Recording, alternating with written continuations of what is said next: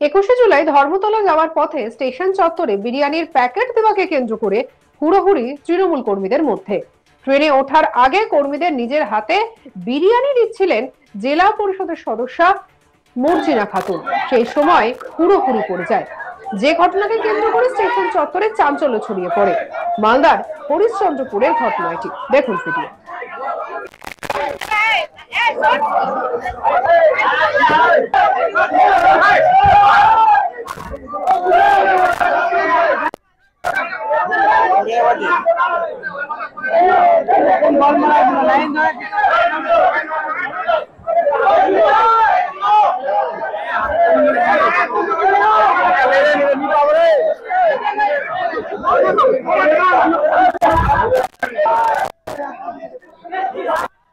বিধানসভা নির্বাচনের আগে শেষ 21শে জুলাই স্বাভাবিকভাবেই তৃণমূল নেতা কর্মীদের মধ্যে রয়েছে বাড়তি উৎসাহ। পাশাপাশি দলের নজরে আসতে প্রত্যেকেই চেষ্টা করছে বড় সংখ্যক কর্মী সমর্থক নিয়ে যাওয়া। রাজনৈতিকভাবে তৃণমূলের দুর্বল এলাকা উত্তরবঙ্গ থেকেও একটা বড় সংখ্যার কর্মী নিয়ে যাওয়ার টার্গেট দিয়েছে শাসক দল। মালদা জেলায় কর্মীদের নিয়ে যাচ্ছেন তারা।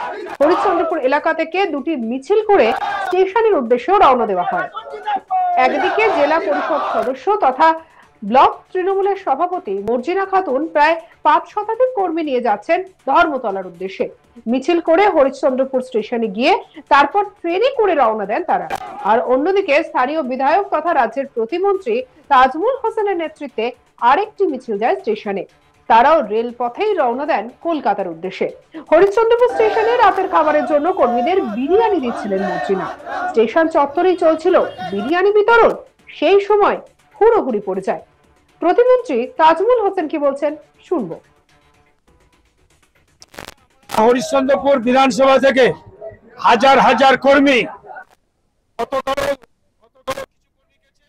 আজকে বিশেষ করে সবচাইতে রেকর্ড করা ভিড় 2026 সাল যে আগামী বিধানসভা নির্বাচন, সেই নির্বাচনকে কেন্দ্র করে 1993 সালে যে আমাদের নেত্রী সে সময় যুব কংগ্রেসের সভাপতি ছিলেন, এখন বর্তমানে তিনি মাননীয় মুখ্যমন্ত্রী। চতুর্থবারের জন্য এবার সামনে 2026 সালে তিনি আবার মুখ্যমন্ত্রী হতে চলেছেন। এবং অমর শহীদ 21শে জুলাই সামনে পরশুদিন যে 21শে জুলাই, সেই 21শে জুলাইকে সাফল্য মণ্ডিত করার উদ্দেশ্যে আমরা হাজার হাজার মানুষ আমরা এখান থেকে আজকে প্রত্যেকটা ট্রেনে রওনা হচ্ছি। আগামী পরশুদিন আগামী 21শে জুলাই এই ধর্মতলাকে আমরা সাফল্যমণ্ডিত করে তুলব। বলছি প্রধান বক্তা থাকবে মমতা বন্দ্যোপাধ্যায়, কি আগামী দিনে আমাদের প্রধান বক্তা সব দিনই মমতা ব্যানার্জি থাকেন এবং থাকবেন। উনি যে বার্তা দিবেন সামনে, সেই বার্তা আমাদের প্রতি একটা বছর আমরা ওর বার্তা নিয়ে আমরা যেটা নির্দেশ দিবে সেই নির্দেশ অনুপাতে আমরা প্রত্যেকটা কর্মী আমরা তার অক্ষরে অক্ষরে সেটা পালন করবো।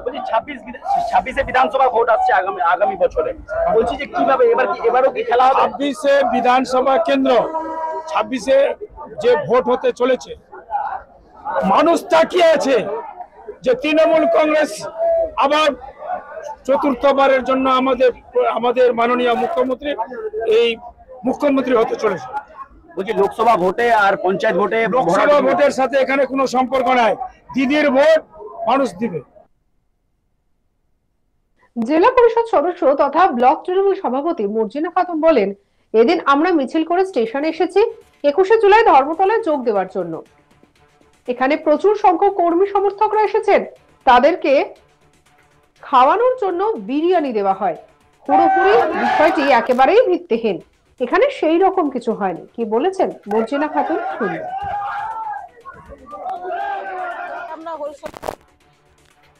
এই চারটা জিপি মানে প্রচুর পরিমাণ অসংখ্য কর্মী নেতৃত্ব সমর্থকরা এসে হাজির হয়েছেন, আপনারা দেখতে পাচ্ছেন। এবং মাননীয় মুখ্যমন্ত্রী মমতা ব্যানার্জি 21শে যে জুলাই, এই যে আবেগ, আমরা এই দিনটাতে আমরা মানে করে রাখি, তাকিয়ে থাকি যে কবে 21শে জুলাই হবে। 21শে জুলাই মানে আবেগ, আমরা সবাই মিলে আমরা 21শে জুলাই ধর্মতলার উদ্দেশ্যে রওনা হয়েছি।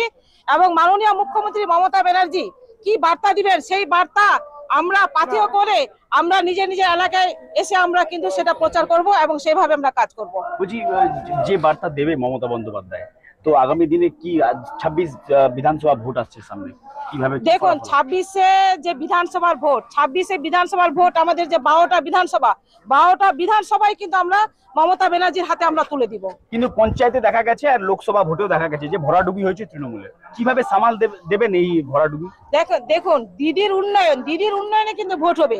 মমতা ব্যানার্জি যে 67টা প্রকল্প, লক্ষ্মীর ভান্ডার থেকে শুরু করে কন্যাশ্রী, যুবশ্রী, সমস্ত কিছু, কৃষক বন্ধু, এগুলো দেখে কিন্তু মমতা ব্যানার্জির ভোট হবে। 50% মহিলারাই কিন্তু ভোটটা দিবে মমতা ব্যানার্জি। কতগুলো আজকে প্রায় 500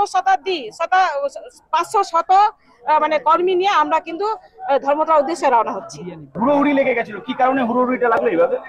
দেখুন হুড়োহুড়ি হয়নি, প্রচুর লোকের সমাগম, বিরিয়ানি দেওয়া হচ্ছিল, মানে সবাইকে দিচ্ছিল, তো সবাই নেওয়ার জন্য ব্যতিব্যস্ত হয়ে উঠেছিল, ওই জন্য একটু মানে ভিড়টা বেশি হয়েছিল, গ্যাঞ্জামটা বেশি, প্রচুর লোক, প্রায় 500 মানে কর্মী সমর্থক ছিল।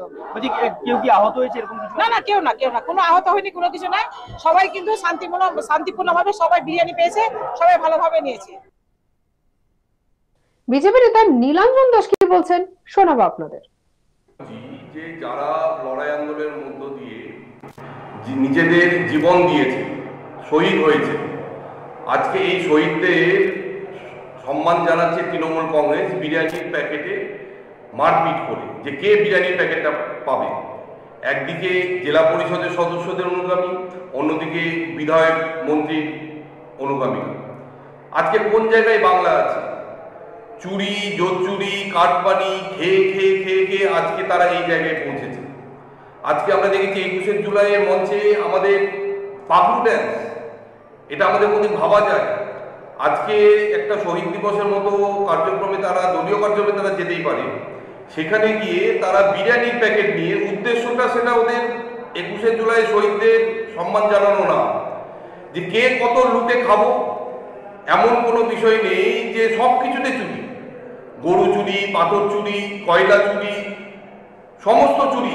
আজকে এই চুরির রেসটা শহীদ দিবসে যাচ্ছে, সেখানে গিয়ে তারা বিরিয়ানি চুরি, কে কতটা চুরি করতে পারে, চুরি করে নিজেদের পকেটস্থ করতে পারে, এই বিষয় নিয়ে তাদের মধ্যে গণ্ডগোল। লজ্জা, বাংলার এটা লজ্জা যে আজকে শহীদ দিবসের মতো তাদের দলীয় কার্যক্রমে তারা এই বিরিয়ানি নিয়ে তারা আজকে লড়াইটা করছে, এবং এটা তৃণমূলের কালচার, এটা হচ্ছে তাদের সংস্কৃতি। এই সংস্কৃতি থেকে তারা বেরিয়ে আসতে পারে না। তো লজ্জা লাগে একজন বাঙালি হিসাবে, যে একজন শহীদ দিবসে যাওয়ার সময় যে এইভাবে তারা বিরিয়ানি নিয়ে তারা মারপিট করবে, তারা কাড়াকাড়ি করবে, ধিক্কার জানায় বিষয়টাকে, লজ্জিত হয়েছে আমি। সঙ্গে রাখুন আজ তাক বাংলার ইউটিউব চ্যানেলকে, লাইক, কমেন্ট, শেয়ার, সাবস্ক্রাইব করতে ভুলবেন না।